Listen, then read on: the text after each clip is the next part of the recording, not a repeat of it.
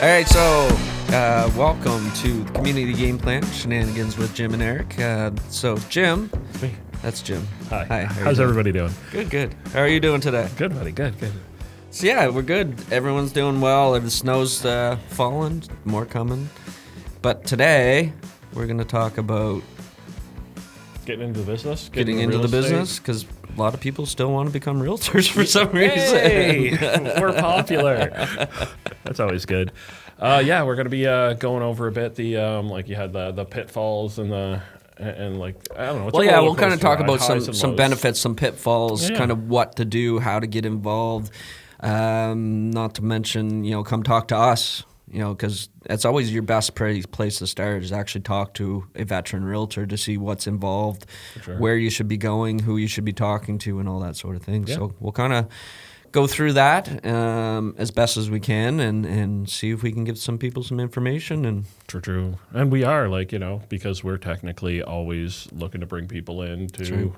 help them grow their own business. So coming to us is a good thing when we're training you anyway. yes. And we also have a little toss in today. We're going to have a little change coming up. A little surprise special announcement later in the Hey. podcast.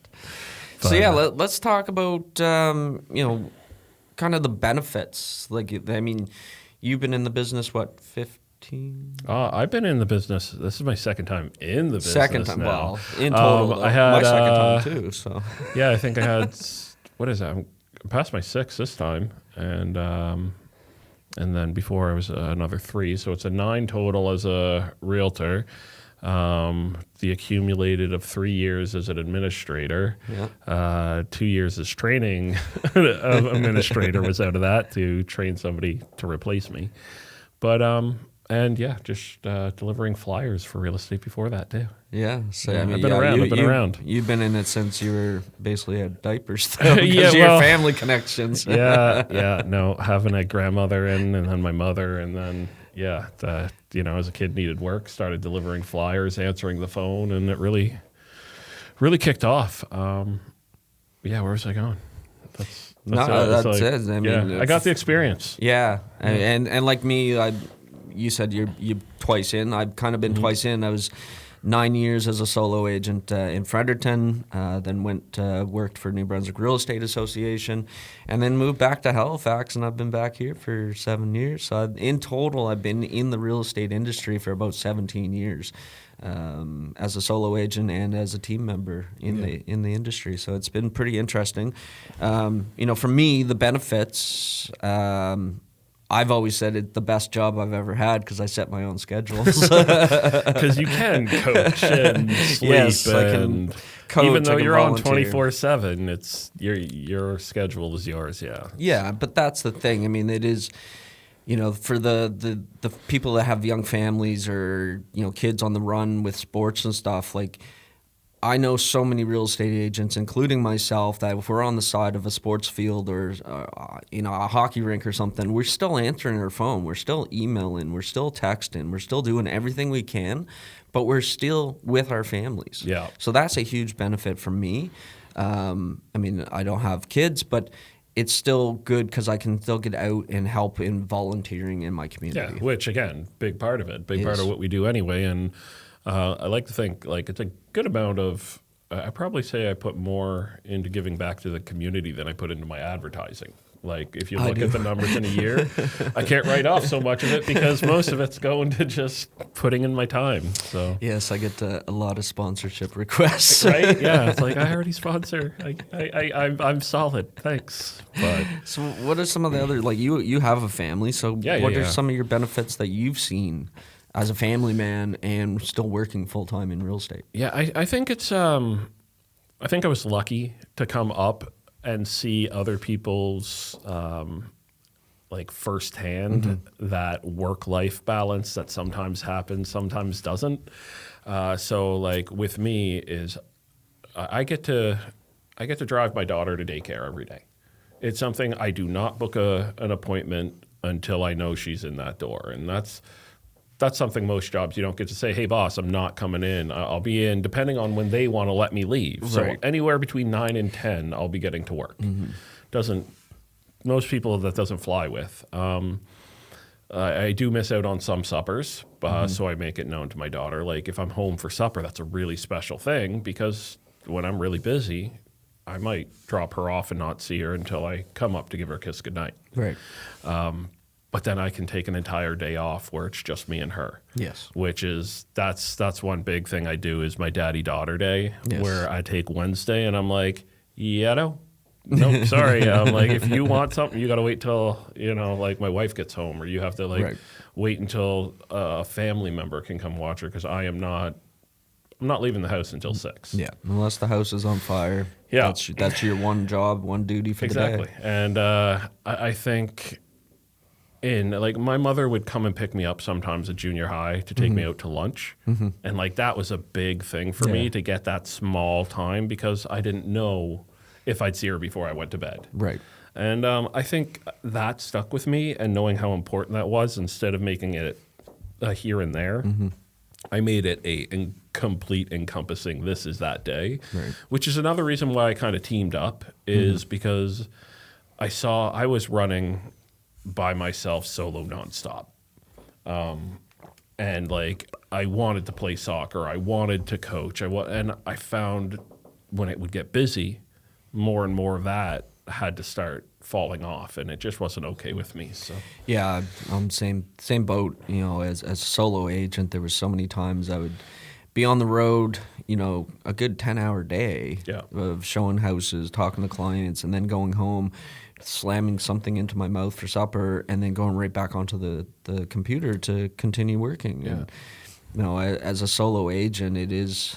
I know we were supposed to be talking about benefits, but as a solo agent, this kind of goes into our pitfalls, but it is difficult, because we do have a high demand, especially, seasonally high demands, which is another, I guess, benefit, because I always found, it's changed a bit since the pandemic, but pre-pandemic, we always had a roller coaster in our market. We had our spring. Usually after March break, I always found things picked up, went busy right through summer. The end of summer with, that last August, people are back on vacation, finishing their vacations, getting ready for school. So we always saw a little bit of a slowdown then. September, kids are back into school. Then late September, things would pick back up. And then basically until snow falls, things would slow back down again. So we always had that roller coaster. So I could always predict when I was going to be busy. Yeah. And I could say to the girlfriend, well, I know I have this closing, and this closing, but I know this month is going to be slower. So let's plan this trip, or let's plan to go, renovate the house or do something. So I can always use that, scheduling to schedule out the rest of my life as well. Yeah. Plus then, all the volunteer work, the coaching, the soccer, running, everything like that. So it's definitely, the benefits outweigh the pitfalls for me. Sure, yeah. Anyways, yeah, definitely. And it was actually funny, because I don't see that, like, I don't see the pitfall of the heavy work No. the same now as I did then, but in I thinking see what back you mean. to it, Yeah. I used to I would bust my butt Oh, yeah. to work. When I was first in the business, I got in, I think I was 23, 24. And when you're young and you can put all that time in, it's great, because I'd put a bunch of money in the bank, and then I'd take 3 weeks off and go to Mexico, or 3 weeks and go to Dominican, come back and just hit the grid, because I had no responsibilities outside Right. of work. Yeah. So again, it's now I can't. That's so why I teamed up, was so I could put that extra time in with the family, but still do the things. But I didn't need but I think the family our then. years of experience, and I see it now with newer agents. We have that experience, and that's what we want to help others with. Either newer agents already in the business, or people planning to come into the business. We want to help you learn from our mistakes, in a sense, and show you how you can still have that work-life balance, but be making a boatload of money. Yeah, well, and that's it too. It's all about the work you put in, but when you're doing that work in a group, it's the same amount of work split between a bunch of people. Yeah. I didn't mind when I was bust and hump. No. It was fine, but if I would have known that I could have worked like maybe less Yeah. and still ended up with the same kind of benefits, that would have been, because I won't say I wasn't working, like we don't work as hard. We just work way smarter. It's more efficient for sure. Yeah. And I think that's kind of the routine. If we bring people in and have them come in with the same mentality, as we grow, they grow. Exactly. And the more time they have, like everybody's kind of benefiting from someone taking time off, and everybody gets the turn to benefit from that. Right. Anyway, but yeah, so benefits, and Yeah. I mean, the other benefit for me, I know I've had this conversation with my father in the past because he's retired military. So he's got his full pension. He's got his every 2 weeks. He had his paychecks. He does not understand how I can do this for so long and not know where my next paycheck is coming from. Yep. But then also, like, I have money in the bank right now that has carried me for probably 2-3 months. Rather than check the check. Then check the check. Then I've lived the check life. It's not fun. No. It's not easy. No. I've also lived this roller coaster world of real estate, which isn't fun and isn't easy at times either. Yeah. But again, it's like you said earlier, what you put into it, you get out. Yeah. And if you put the work in early, the benefits long term will come back tenfold. Sure. Yeah. I mean, I'm still getting referrals from clients I know in Fredericton. Yeah. You know, I'm still be able to help people from way back then and connect them. Even though I'm not in Fredericton market, I can still connect them with realtors in that market. Sure. Yeah, definitely.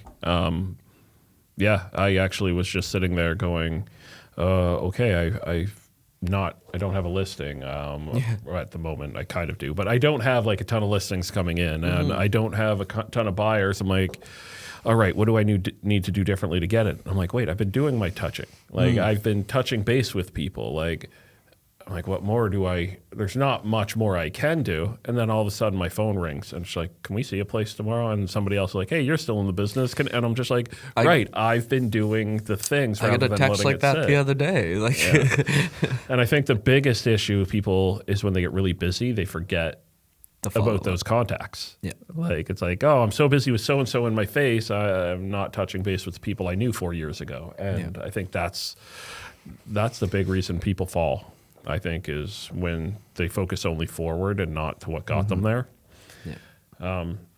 Yeah. And so coming into the business, you mentioned military. Yes. One thing I think a lot of people forget, I have a friend who's retired. And he's like, oh, I don't know what to do. He went to a, what are they called? The agencies that like get you jobs. Like, oh, you know. I know what you mean. Yes, That's it. And so he just sat, they found him work. He temped like left, right, and center in the agency. And I was just like, dude, he's like, well, I'm getting pension. I could work at Tim Hortons and I'd be fine. I'm like, you worked for the military. Get your license and just drop names to a realtor, and they will pay you to hold your license and send them business. Yeah.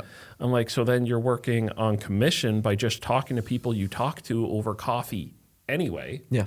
About buying a house or selling a house, or a friend who's getting posted that you do anyway, and get paid for it. Yeah. And that's the other thing. I mean, we're connected, not just through our brokerage, but personally, we know realtors right across Canada. So even if you're in the military and you're in BC and you're getting posted to Ontario, we can connect you. And that person that is in the military could probably already connect you as well, because they probably know somebody in the real estate world that they've connected through the military that's now in real estate that they can now help you as well.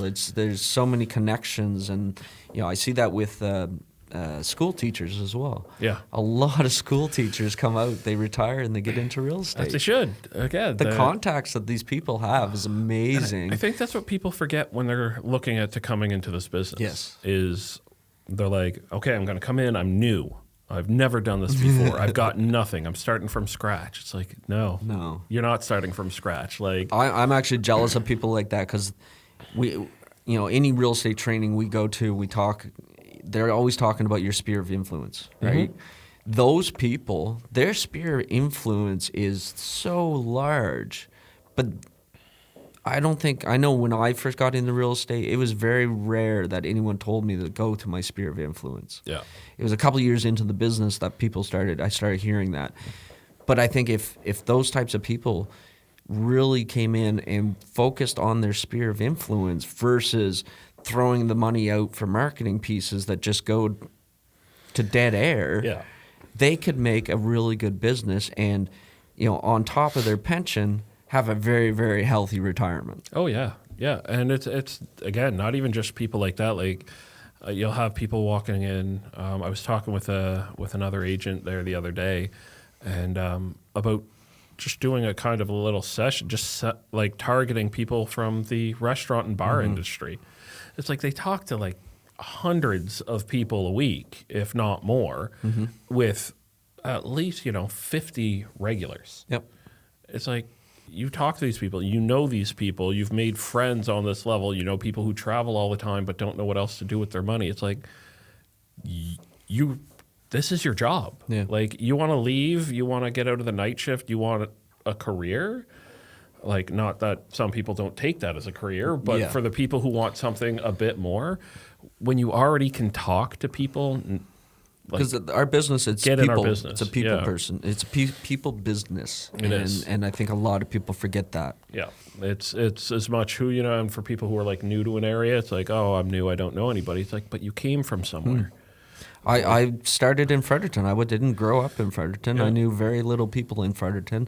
I wasn't the top agent in the city, but I did well for myself over those 9 years. And then even moving back here to Halifax, Dartmouth area, I'd been away from here for over 15 years. So most of my friends, when I came back, were either already in houses or have moved away.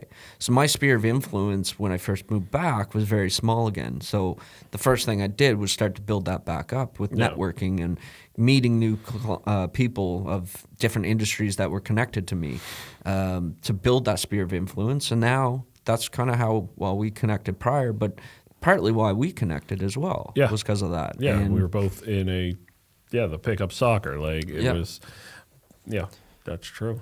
it's funny. I've gotten business from places I never thought I would just because of somebody I knew or met or had a conversation with. Yeah. But that's the thing too, is anybody coming in, you're coming from somewhere. Just don't forget where you came from because that could help you essentially. I knew somebody who came from BC. Yeah. Like I can't even count how many times said I don't know anybody here, I'm new here. And I'm like, but do you know people in BC or did you hermit up there? Like, did you live in a cabin just out in the woods somewhere? Because I guarantee they know somebody in this province. Otherwise, you wouldn't be here. Like something brought you here. Yeah. It's all about finding those connections. But what would you say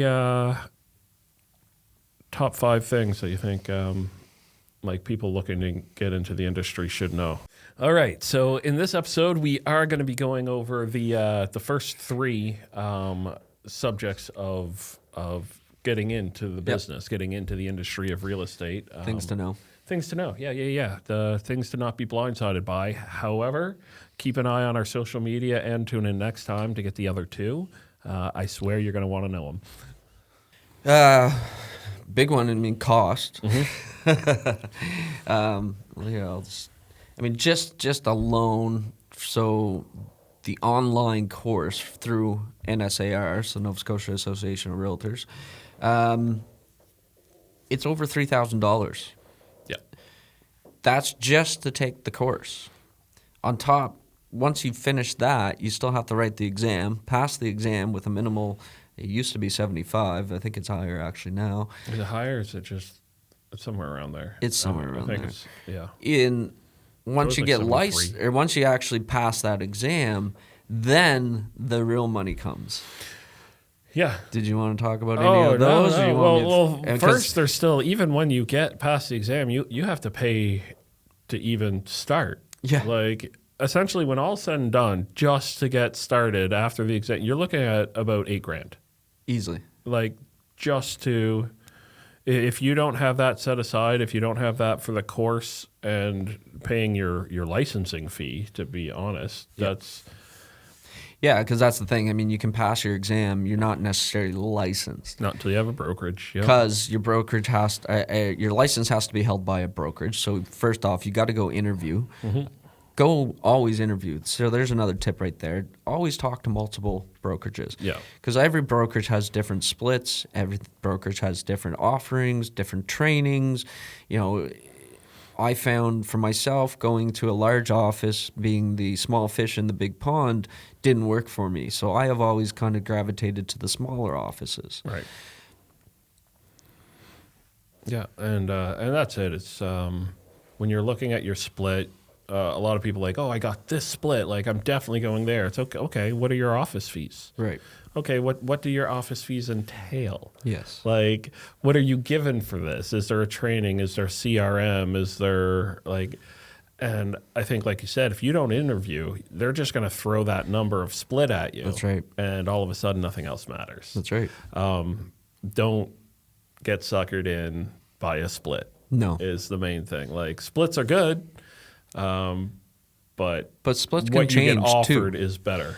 Yeah, and that's for me. For the brokerage as a newer agent, you want a brokerage that's going to help mentor you, help train you, help you get acclimatized to the industry so that you can better yourself. Yeah. Your splits can change, right? You can, as your production goes up, you can go talk to your broker. You can have renegotiations of those splits.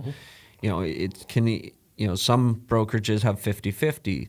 Some people have 70-30. Some have 80-20. Some have 90-10. But if you take the 90-10, like you said earlier, they might have a high office fee. Yep. So that's where the brokerage is actually probably making their money versus off your sales. So there's so many different things to... Hi. Ooh. Yeah. Sure. Let's welcome you to Splits. Yes. I understand, and I like to think I have the understanding of a 12-year-old, but I have been around the business since I was 12 years old. Too long. So, yeah. Let's get into what the terminology of split means. Because I get that all the time. Because in real estate we talk about splits, so commission splits, but then we also talk about our transactions and the percentages of commission within that too. Yeah. There's so much. There's a lot. We'll have to cover. That's a whole other section, but so we'll just cover the split. Yeah. Right so for today, what we're talking about when we're talking about commission splits. So as I said earlier, our licenses are held by the brokerage. So basically, they're ultimately our bosses in a sense, even though we're all self-employed, we run our own businesses. But the brokerage, brand name, marketing, they need money to spend to make those. And we're like a hair salon, or we're like the stylists. We're paying for a chair. We're paying for a chair. So the split is basically the negotiated fee that you negotiate with your broker. To pay for your chair. So every time you make a sale, for example, I'm on an 80-20 split. So when I make a sale, 80% of that check goes to myself, 20% goes to the brokerage. See? Splits. So again, when coming into the business, make sure I guarantee everyone has a friend or an acquaintance who is a realtor. Talk to them first so you know what the lingo is that's going to be thrown at you so you're not blindsided or tricked by all the shiny lights. Because it happens. It does. I feel like there's a lot of glitter in here. And that to me, I don't know, some people see that as the benefit. Come on into real estate. They throw nice parties. Yeah. But for me, it's that's my downfall. Like, I can't stand the smoke and mirrors of things. Right. So I don't do it, which is why I think we're having this discussion so people know the reality of getting into the business. Smoke and mirrors is my least favorite thing ever, but some people like it. Yes. I walk away from the smoke and mirrors if it's thrown at me. Authenticity is huge, and that's what we are. We're, what you see in this podcast is what you get in person. 99% of the time. Unfortunately. Yeah, but yeah, I mean, it's... All right, that's two things, though. So we got two. Well, that's two. Two things. So we need more. What else you got for new agents coming in? What are you or people who want to be a new agent coming in? So we're going over costs. Yeah, so some of the other costs. I mean, we mentioned the actual licensing course. Yeah. So as a new agent, so as a salesperson, which 99% of people coming into the industry, they'll basically be classified as a salesperson. It is a salesperson licensing course. Yeah, just to get your license, just to be able to legally help buy and sell real estate, you're looking at a $615 bill. And now you get this bright, shiny piece of paper that say you're a licensed realtor, not a license to kill, but a licensed realtor, Yep. salesperson. But then they don't tell you there's also, what is it, $400-500 errors and emissions insurance annually? Yep. Plus, there's your monthly costs at whatever brokerage. Yep.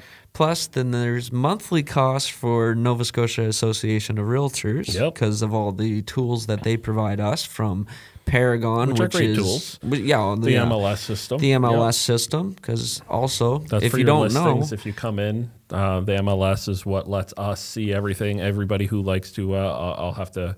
There's a certain app that everybody goes to look at stuff. If well, we can mention Realtor.ca. oh yeah, there's Realtor.ca That's as what well. the MLS is, But another one that most people use. in our city only. But yeah, it's we have access to all of that. Plus, like we get the notes, we get the announcements, we get the ability to. One of my favorite things is the collaboration center, which allows. Anyway, it's a bunch of fun tools that you're paying for, but again, you're paying for it. Yes, and NSAR and your brokerage Commission, the real estate commission, they come looking for their money regardless. Yep. Whether you're making sales or not, they want to get paid. And your annual relicensing fee. Yes, annual relicensing just for, so this is every July, I believe it is. It comes to $442 annually. Plus, you still have to pay your errors and emissions annually. So there's another. So you're looking annually just for annual fees. I think we're around $3,000 a year. And we haven't even jumped on your lock boxes, which if you're in the city, you need to have. Right. So you have to buy those. Yep. Signage. Signs, cards, Business cards. If your Yeah. broker doesn't provide a website for you. yeah, websites, Mailouts. Gas. advertising fees. Yeah, like you still have to. Your insurance might go up, which I find a lot of people don't know. Is if you're going to be driving with people in your car, You have to have $2 million. $2 million liability. Yep. Which means insurance goes up. Exactly. So a bunch of I know it sounds really tough. It sounds really negative right now, but there are fees included. My main thing I try to tell people is do not get into this business without that $8,000 just for the licensing aspect and another 3 to 6 months in the bank to cover not getting paid, because there are a lot of people who don't get their first closing even within those first 6 months. That's right. And anything that comes up, like any extra expenses, home issues, car issues, like have that money in the bank. Yeah. If you come in saying, I'm using my every dollar to get this course, you're going to start panicking. Yeah. You might as well keep your full-time job while you're going. Yeah. But and that's the other thing. You can. Like, Yeah. there are people who we know many part-time people. before Yeah. they come over. But again, is if you're going to do it, focus on the education and growth. Yes. Like your before you sphere. start banging on every door, like know what you're doing. No, focus on that, and your sphere of influence, especially if you're from the city, you grew up here. Anyone in the, say, between the ages of 21 and 30 right now, that's the ideal realtor that we would love to attract, because all your friends are about to buy here in the next few years. I am happy with the 40 and aboves. The retiring military people are. That's a whole different conversation. I could They rant get for paid days anyway. on that one. Like if you have some extra income coming in, if you have income that's coming to sit around, and you have connections of people about to be in the same boat, if you're not going to join up, please refer the people to me because you have them. Yep.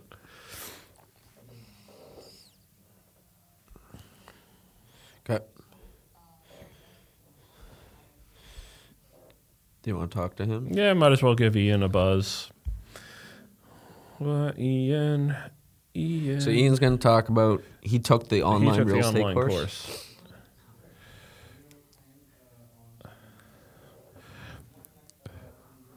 No. You guys are so amazing out there. I'll let you do it.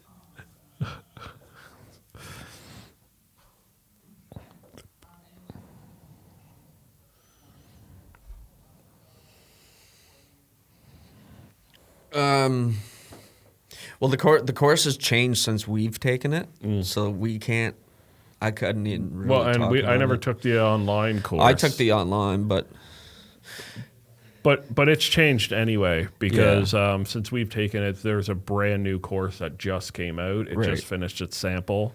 So did Ian take the new one? Or No, no, we don't have anybody who's taking the new one. But Ao's in it right now, but yeah, we'll get him later. we can talk to him another time. You don't have a choice. That's why. Yeah. Well, Nothing. yeah, we can mention how our license is. We're only licensed in Nova Scotia, so.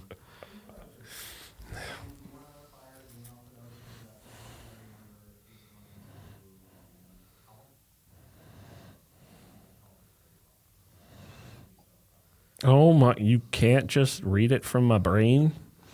902-403-7975. If anybody out there has any questions about anything, call Ian at that number. Feel free. Please do. Please do. Oh, he's not anymore. He took it, but he's not anymore, it seems. Yeah. All right. I can do a little quick Give her. thing. Yeah, so talking about the Nova Scotia Association of Realtors salesperson course. Yep. You have two options. They have an in-class, which actually takes 16 weeks. It's Mondays, Wednesdays, and Fridays, 9 till 4 p.m. It costs about $4,000, just over $4,000, taxes included, and includes your textbooks. That is very difficult for many people. So to actually attend a 9 till 4 class. So they actually have another option, which is the online course. The online course costs about $3,400, taxes included, and your textbooks. Once you register, you have about 6 months to complete the course at your own pace. From there, you have 12 months from completing the course to write your exam. The exam is an online written. And they also have instructors that will do via email facility advisors. So if you're doing your online course and you have some questions, they do have people that you can reach out to. Not to mention if you're actually working with us or have contacted with us, we also help, and we also have an educational person that will help you as well. We do. Yeah, no, it's a great program. Well, I guess. Hi. So this is our friendly neighborhood Ian Taylor, a person who I've known for quite a while, who has taken not the most recent, but a version of the online real estate course. Ian, as somebody who was looking to get into the business, what was your reasons for that? The reasons for doing it were that I love the idea of taking the online course because there's multiple ways, which I think you guys just covered, of how you can take the course, but being able to take it online and then go and sit and write it and challenge it yourself just really appealed to me because historically I've typically been a good student and knew that I could kind of deal with it by taking an online course myself. Awesome. With the online learning, just in a quick little scope of the real estate. Just also give me why you wanted to get into real estate, and why, of course, you contacted yours truly to help you do so. As well as, yeah, just give a little, like, as somebody who's seen the inner and kind of outside of it all, because for the people who don't know, Ian has been a contracted person by us to contract us and administrate it, and social media person. Yeah, so just why all of it? Why us? And what did you think based of the course and how it relates to what you know of the workings of the real estate industry? Sure. So I bought my first house back in 2012, and then I bought again in 2020. And despite going through the process, I didn't really know a lot about it either time. We kind of just let the agent take care of everything. So I think it's a natural instinct to want to kind of be involved and kind of understand real estate a little bit more, and just understanding the real estate market. I think it's a fascinating topic. So it's always something that's kind of piqued my interest. In terms of why I signed up with you guys, well, I think it's kind of the whole premise of the podcast is that it's community focused, and I'm going to go with the people that I know and that I trust, and that happened to be you, Jim. Because we worked together a decade ago, and then we played a decade and a half of soccer together. So we're very We're tight. close. Yeah. We're tight.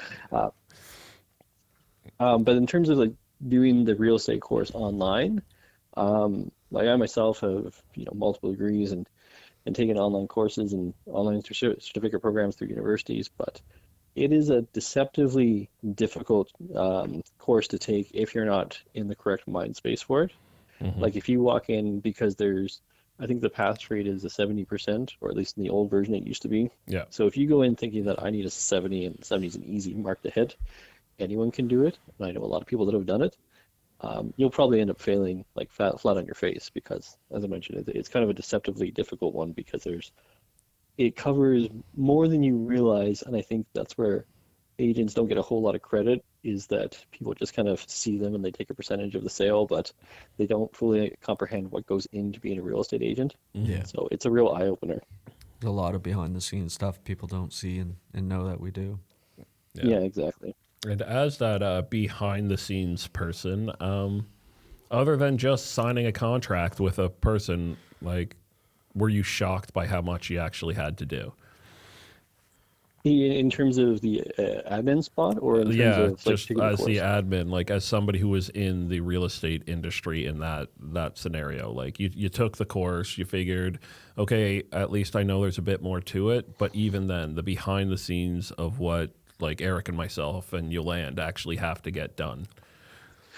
Yeah, and again, I think it gets back to the heart of what your podcast is the fact that, it's community focused. Like the whole industry is not, there's no lone wolf out there who's tackling everything by themselves. It's all about the people it's all about every aspect of, the building materials that go into a house, new regulations that are happening, how a course is changing, all the different forms and pieces of legislation that are going through local governments and how that impacts like secondary units. That wasn't a thing like 5 or 10 years ago.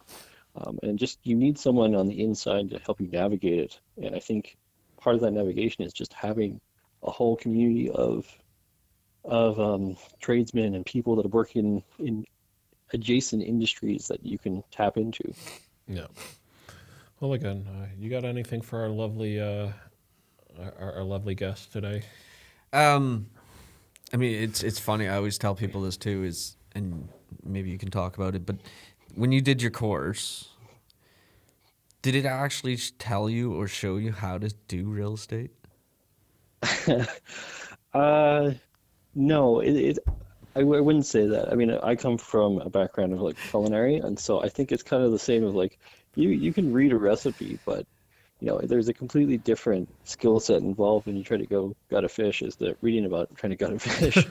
So, you don't just drop it in the pan, add the red wine, throw in some garlic and toss it, and it's ready to go. I didn't mean to put you on the spot. It's just, it is funny. That's a conversation I have a lot of times with people that come out of that course, and they're like, I actually don't know how to do this still. It's like, I know all the information, but how do I make this information work? Right, because I know in the course, like they teach you like there's law. Like Yeah, we're the course learning has about. changed a bunch. It so has changed a so lot, but that's- when I sat in my course, it was a 2-week in class, Monday to Friday, 9 to 5. everything my first course all at once. yeah. But it is. I mean, it's coming out of your course. Like again, it's you don't necessarily know how to do real estate or what to do next, but it gives you the background to actually basically protect yourself and your brokerage when you're actually doing your sales. So, when you were working with us, it's probably a bigger eye-opening because you were actually doing your course plus seeing what we were doing day to day. Did that kind of help you within your course learning process? Oh yeah, absolutely. Yeah, and again, I think it's the difference between the theory and the practical. Right. Anyone can learn about something, but to actually go out and practice it's a completely different skill set. Yeah. And I think that's where initially when you learn about the relationships between like salespersons and brokerage, you kind of don't fully comprehend why brokerage is necessary until you get out into the field. Right. And then you're like, oh, right, they provide a vital function. They're covering my ass. Like they're the final stop point for me. And so, yeah, it's there's just it's like any industry. You can read about it as much as you want, but until you get out there and start doing it, it's just a different beast altogether. Yeah.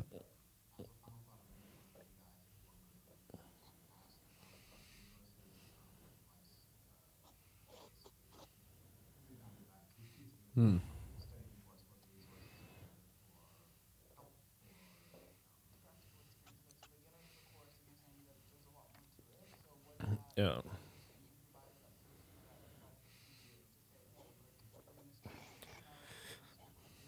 Yeah. Yeah. So, go ahead. Good question. All right. So, coming out of the course, basically, what do you think are important steps for people to do when they come out of it? Who to look for? What they should be looking for to move forward? I.e., gentle plug. Why are we awesome? I think because the thing with real estate is that anyone can really go and learn about it and challenge the course and take the course and challenge for their license. But if you're doing that, if you move, like, I don't envy Eric at all trying to move to a new city and establish contacts here. I thought you were going when to he say to did- work with me. Oh, that too. There's that too. But you really need to kind of humble yourself and realize how little you actually know when you're first starting out. And I think that having a solid group of experienced agents that can kind of help you walk through the process, I think that's where you guys really excel, is because you have, I mean, between the team, I don't know how many decades of experience you guys have, but you guys can have run into almost every circumstance that you're going to see. And so to tap into people and just kind of humble yourself that you're starting out and you need to kind of grow from zero. Yeah. That's probably the best advice I can say. Nice. Well, appreciate it. And decades. That's Well, we throw Yo in there. we throw Yo in there. We Yeah. have like the first Yeah, real we estate have. agent in history. Yes, So- yes, yes. No, and the other things that we're not reinventing a wheel. No, It's so we're just polishing it. So we're it rolls. polishing it and making it more efficient. But the things that we have to offer is that, like you would do in any other job, you're going to job shadow. Technically, anybody that comes with us, they're going to come with us. If they have no experience, we're going to be with them on their appointments. They're going to come follow us on our appointments as well and watch us and learn from us, see the paperwork. I've done that actually with another agent. We just popped on a Zoom call, and I just explained as I filled out the agreement of purchase and sale. I just explained why I had to fill this out, why I put this date, why I put this particular date or whatever it was, and to help them understand. Because again, like you said, reading a book and actually challenging the exam is one thing, but to actually be sitting in front of a client and filling out the paperwork for the first time can be very daunting. For sure. So that's where we want to make sure that we're helping and being that person to reference and be able to shadow to learn from, because we do have multiple years of experience Yeah, we at do. doing this. We've been around. We've been around. But Well, and again, you guys have seen what works and more importantly, what doesn't work. Yes. So you can save new agents a whole lot of pain and heartache of, trying to do something that isn't going to work, and to kind of point them in a better direction. yeah. That's right. And I think the best part about real estate, as somebody new coming in, frankly, is just because it doesn't work for us doesn't mean it's not going to work. That's It's right. A bunch of different personalities in this industry, and encourage more people of different personality types to get in to be that one that somebody like you is going to trust. Yeah. Like I said, we're not these suit and tie people. Some people might be, and that's And why some growing some it clients want to work that with type, a suit and tie guy. and so- others want to work with people like us that aren't the suit and tie, aren't the $100,000 cars. It's just, if you have a passion for it, you love the houses, you love Yeah. come get your license, but Yeah. realize it's not all just sunshine and rainbows, but at the same time, it's not a storm. Yeah. So anyway, Ian, thank you for dropping in Yeah. and Tell us about your experience. giving us your bit of experience, and I'm going to let you go, and I'm sure you've got family and other stuff to worry about. So thanks for being a part of our community. Yeah, anytime, guys. Thanks. Bye. All right, so that was a great conversation with Ian. He'll learn more about his experience with the real estate course. Yep. And kind of the big takeaways of we cover kind of the fees involved and the multiple of dollars that it's going to cost you just to get licensed. All the upfronts of welcome to it. Yeah, we definitely hit that. That's number one, folks. Yeah. From there, though, I mean, the big one too is making. I think the big thing is have a conversation with somebody in the industry, because as we know with Ian's experience and we know with other people's experience that we know both in the past, they get into the business and then they're out within 6 months to 12 months because it's not for them. Yeah, and it's an expensive It's a very expensive. realization when you're there. So number two is definitely set yourself up for success by talking to your brokerages, interviewing, and finding yourself that place that you feel like you're going to fit. And like I said, make sure you have the money to follow it up. Make sure you're ready to go forward. Is number three. Is just because you're done licensing, just because you've talked to the brokerage of number two, you've got those bills that are going to hit you fast, hit you hard, and they're going to want to be paid. That's right. So, Is that it? yeah. Yeah. Okay. What up? So, Well, Eric, well, Jim. how are you? So I guess we got some big changes in the works, and I guess we're gonna make the announcement. I guess here because this is gonna come out after we actually make the actual. So big change coming forward. Again. No, I just finalized my divorce. And that's the big announcement. That is actually, it literally just happened 2 weeks ago. Well done. Congratulations. It looks like we actually are going to have two big announcements coming through on this session. Thank you very much. Yeah. Congratulations. So let's it's the real estate team. Yep, real estate team. We've decided to kind of grow and go beyond. Grow, 'Cause expand. and not actually get bigger at the same time. Great. Yeah, we're changing it up a little. We've done our homework. done our time, made some decisions, some hard conversations, and we are going to be changing brokerages. Yes, we are. We're actually going to be the real estate team at eXp Realty Canada. We are, yeah. We're jumping over minus a Yoland. Yeah, which, unfortunately. Luckily for anybody who is wondering, I do not lose that resource. Where A, it is my grandmother, and B, we do have plans in the future to make it continue still helping. work, Yeah. to continue helping her and vice versa. Exactly. Because the real estate team, even not at the same brokerage, is still the real estate team. because we always love to collab and work Collaboration. together, and we Looking work forward with to it everybody. with a few others that we're talking to at our next move. We've Yeah, got a few collaborations. EXP is I was there for a year prior, and it's definitely a very different brokerage. It's as I mentioned too, it's the smaller type of brokerage, so it's not, you're not going to get lost in the sea, and we're going to be able to flourish, and the collaboration within EXP is absolutely amazing. Like it's really agents for agents, and it's how it's built, and I experienced it, and now Jim's going to come over I'm the and new one. experience with me. And it's what I like about it is you will be seeing more of us on between our podcast between the community game plan over a the pint. pint live streams. Live streams just dropping in, and we're going to make sure you know who we are. But So next time you see us, we will be the Real Estate Team at EXP. we will be, yeah. So that's our news. Did we get a nice little round of applause sound when we did that, or? Hey, that's what we needed. There we go.